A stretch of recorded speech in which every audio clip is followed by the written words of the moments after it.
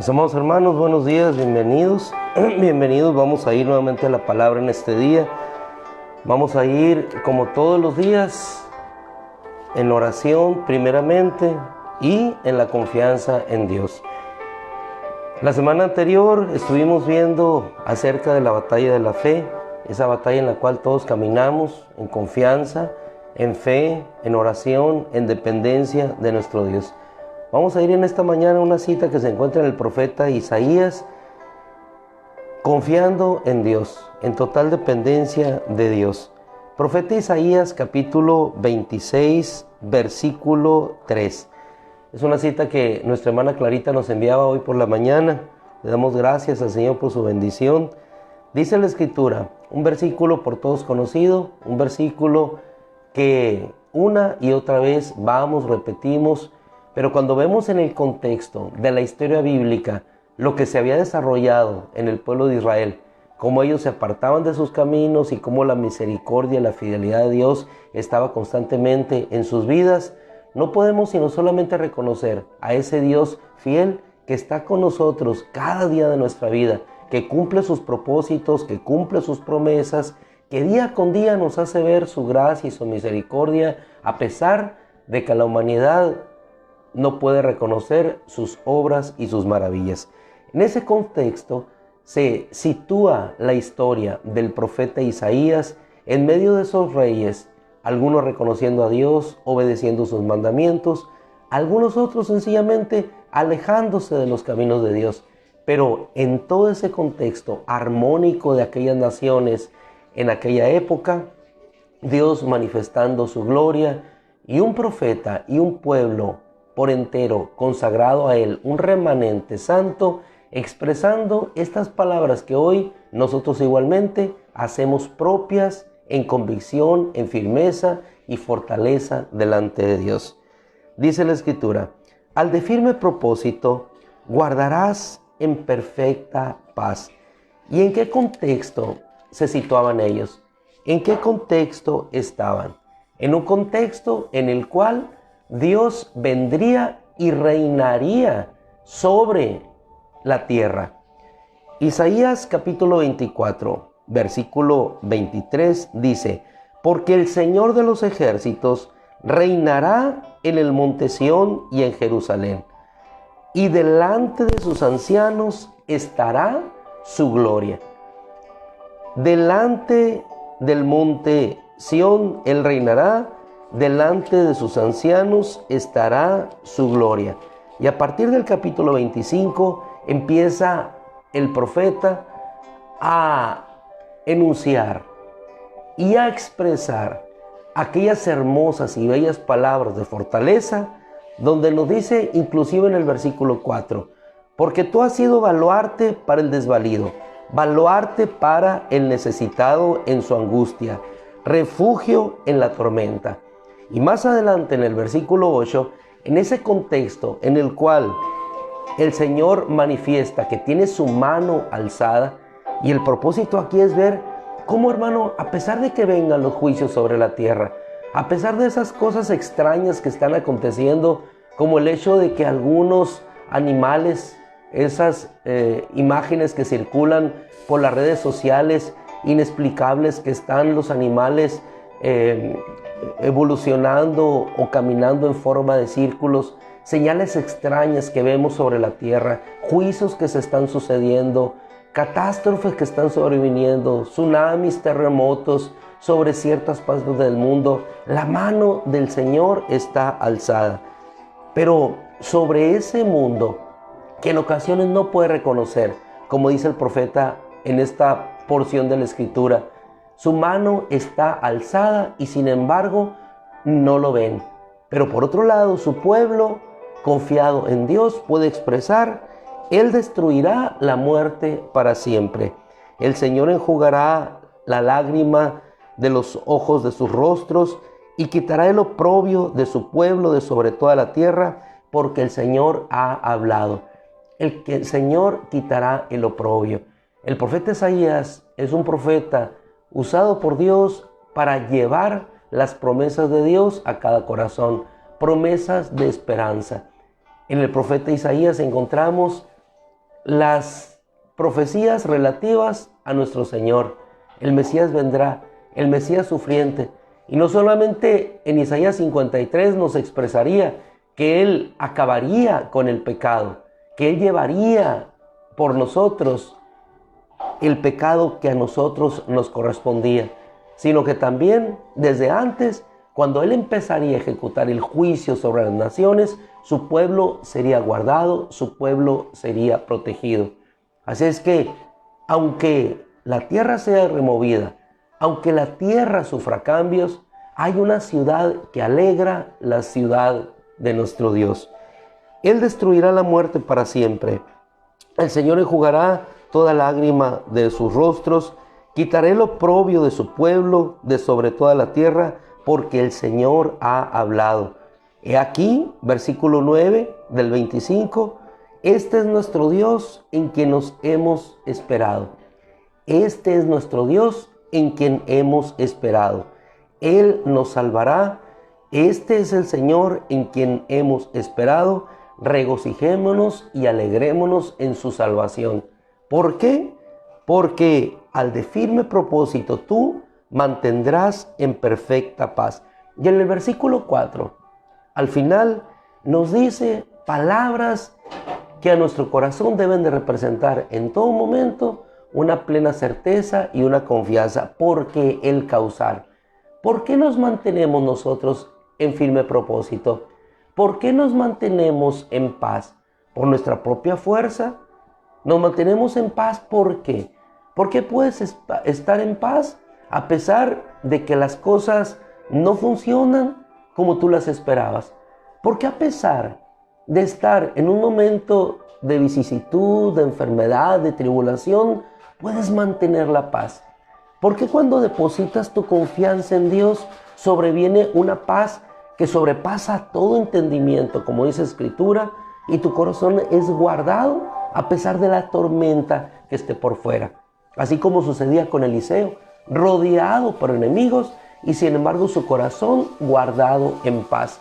Así como sucedía con el apóstol Pablo, que a pesar de ser perseguido por aquellos enemigos, su corazón se mantenía en paz. Así como un apóstol Pedro, a punto de partir, como el Señor le había dicho, él se mantenía en paz en el Señor. Así como el apóstol Pablo, a pesar de ser y estar preparado para ser derramado en ofrenda de libación a Dios, se mantenía en paz, esperando solamente el tiempo de su partida, el tiempo de su liberación. ¿Por qué ellos podían mantener esa paz en medio de las tormentas? ¿Por qué nosotros podemos mantener esta paz a pesar de que la inflación cada día va más hacia sus niveles superiores? A pesar de que el pronóstico para el 2023 es un pronóstico ciertamente nada alentador. ¿Por qué nos mantenemos en paz a pesar de que en ocasiones las cosas no están fluyendo económicamente, emocionalmente, espiritualmente como nosotros pudiéramos esperar o desear? ¿Por qué?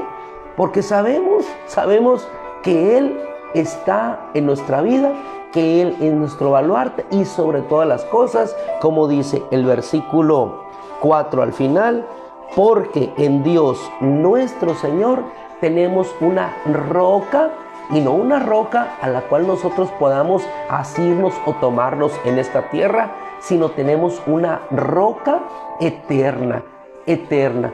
Hay una versión que traduce de una manera diferente y que me gusta su traducción, tomada igualmente del original, pero para dar el sentido también de lo que esto significa. Dice: en el Señor está la fortaleza de los siglos. Qué hermosa traducción igualmente. Todas son bellas, pero esta agrega un tinte, un color, un matiz especial que llega, y esa palabra albergada en nuestro corazón nos hace ver la realidad que expresada en el hebreo, que expresada bajo las palabras de otros hombres fieles que tradujeron la palabra igualmente, pero estos lo pueden traducir de esta forma. ¿Por qué? Porque en el Señor nosotros tenemos una roca eterna, o porque el Señor es la fortaleza, no solamente de nuestros hermanos en ese tiempo, sino la fortaleza de todos los siglos. Escritura cuando nos dice, ciudad fuerte tenemos para protección. Ciudad fuerte tenemos para protección. Ellos tenían Jerusalén y Jerusalén era defendida por el Señor. Así como Jerusalén es defendida hasta nuestros días por el Señor, es Dios el que defiende Jerusalén.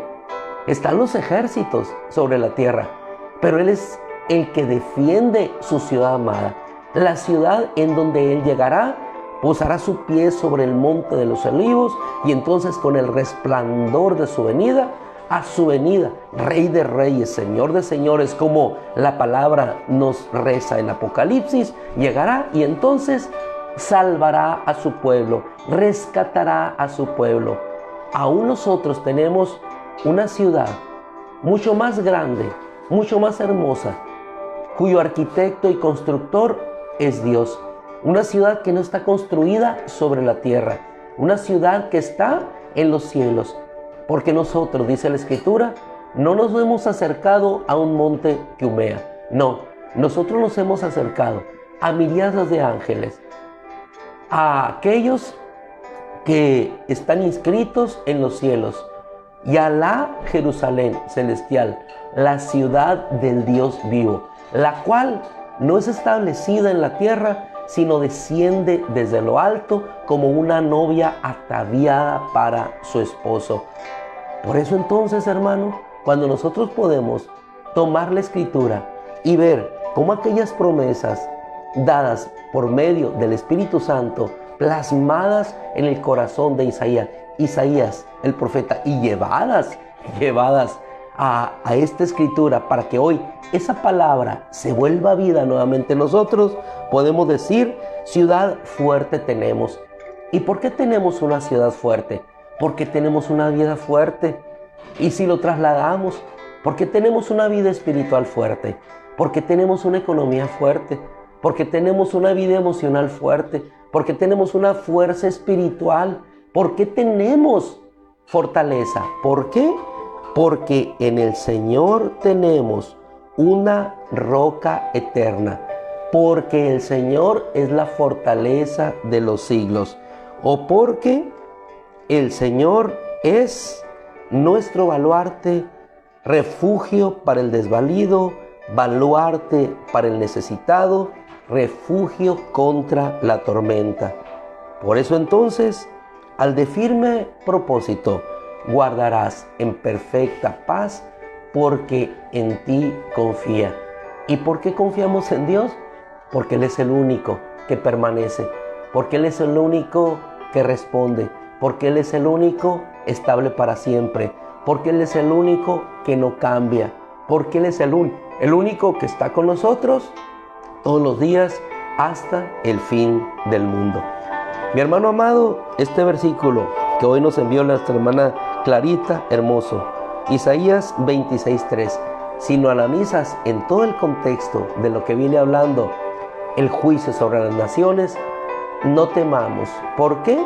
Porque Él es y seguirá siendo en todo tiempo y en todo momento la fortaleza y baluarte de su pueblo. Que el Señor nos bendiga en este día, que el Señor haga resplandecer su rostro nuevamente sobre nosotros, ponga en nosotros paz y la luz de su rostro ilumine cada día nuestra vida. Porque cuando su mano se alza sobre las naciones para ejecutar juicio, igualmente se alza sobre nuestras vidas, pero para bendecirnos. Padre, te damos gracias. Te agradecemos el encuentro con tu palabra en este día, Señor. Te agradecemos tu bondad sobre nuestra vida, el alimento, y te rogamos, Señor, que tengas y sigas teniendo misericordia de nuestros corazones. En el nombre de Cristo, gracias, Señor. Amén. Mis amados hermanos, que el Señor les bendiga. Un abrazo como siempre al Josuecito, que Dios lo bendiga. Los niños de nuestro hermano Mario, qué bueno que siguen adelante. Al Samuelito, el día de ayer en el parque con su gorrito, ahí nos vemos y nos encontramos. Que Dios los bendiga, un abrazo, él y Juan Carlos, todos aquellos que, bendecidos por Dios, al igual que otros hermanos en otros lados, podemos reunirnos para edificar nuestra vida. Un abrazo, amados hermanos, Dios les cuide, les bendiga y siempre les tenga con bendición y con gozo. Amén.